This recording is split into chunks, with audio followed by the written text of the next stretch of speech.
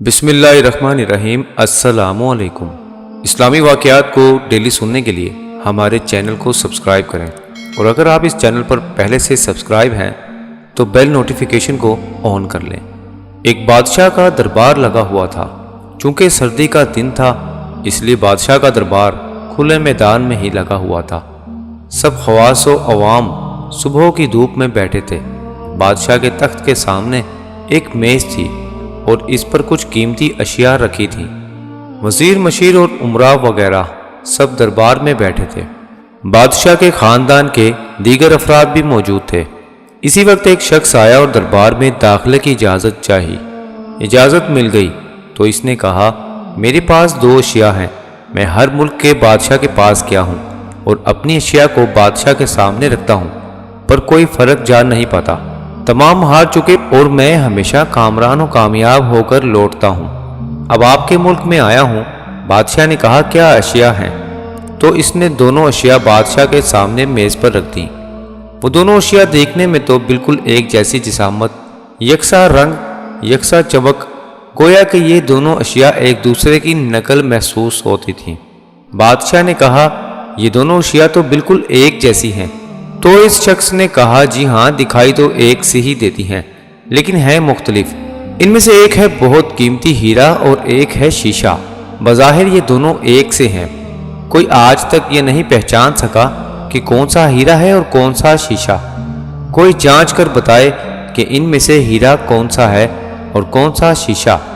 اگر کوئی صحیح پہچان گیا اور میں ہار گیا تو یہ قیمتی ہیرا آپ کا ہو جائے گا، لیکن شرط یہ ہے کہ اگر کوئی پہچان نہیں پایا تو اس ہیرے کی جو قیمت ہے اتنی رقم آپ کو مجھے بطور انعام دینا ہوگی۔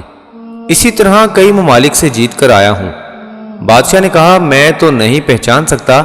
وزیر و مشیر بولے، ہم بھی جانچ نہیں سکتے کیونکہ دونوں بالکل ایک جیسے ہیں۔ سب کو گمان تھا کہ اب تو شکست ہی مقدر ہے، لیکن شکست پر انعام کا مسئلہ بھی نہیں تھا، کیونکہ بادشاہ کے پاس بہت دولت تھی۔ بادشاہ کی عزت کا مسئلہ تھا، کیونکہ تمام عالم میں یہ مشہور تھا کہ بادشاہ اور اس کی رعایا بہت ذہین ہے، اور اس طرح ان کی سب کی ہوتی۔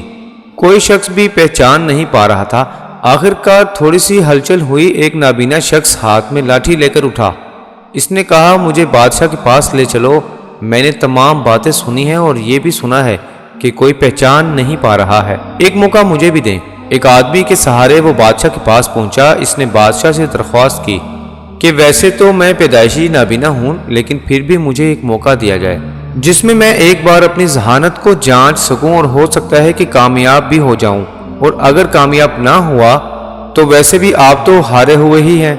بادشاہ کو محسوس ہوا کہ اسے موقع دینے میں کیا حرج ہے۔ بادشاہ نے کہا کہ ٹھیک ہے۔ اس نابینا شخص کو دونوں چیزیں چھونے کے لیے دے دی گئیں اور پوچھا گیا، اس میں کون سا ہیرا ہے اور کون سا شیشہ؟ یہی آپ کو معلوم کرنا ہے۔ اس آدمی نے ایک لمحے میں کہہ دیا کہ یہ ہیرا ہے اور یہ شیشہ۔ جو آدمی اتنی جگہوں سے جیت کر آیا تھا وہ بہت حیران ہو گیا اور کہا، ٹھیک ہے، آپ نے صحیح پہچانا، آپ کو مبارک ہو۔ اپنے وعدے کے مطابق اب یہ ہیرا بادشاہ کا ہوا۔ تمام لوگ بہت حیران ہوئے کہ ایک نابینا شخص نے کیسے جان لیا کہ اصل ہیرا کون سا ہے، اور سب نے یہی سوال اس نابینا شخص سے کیا۔ اس نابینا شخص نے کہا کہ سیدھی سی بات ہے، دھوپ میں ہم سب بیٹھے ہیں، میں نے دونوں کو چھو کر محسوس کیا، جو ٹھنڈا رہا وہ ہیرا، جو گرم ہو گیا وہ شیشہ۔ اسی طرح زندگی میں بھی جو شخص سخت اور مشکل حالات میں گرم ہو جائے اور حالات کا سامنا نہ کر سکے وہ شیشے کی مانند ہے، اور جو تمام حالات میں ٹھنڈا رہے وہ ہیرے کی مانند ہے۔